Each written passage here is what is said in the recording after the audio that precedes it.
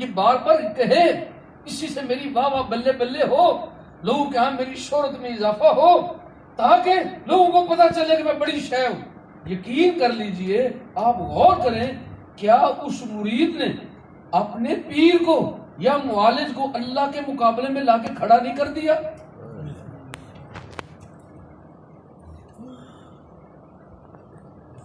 और वो पीर साहब जो अपने अंदर ऊपर से नहीं कह रहे, नहीं जी नहीं बस अल्लाह का, मैं तो बड़ा आजिज मिस्कीन, ये तो लफ्ज है आपके।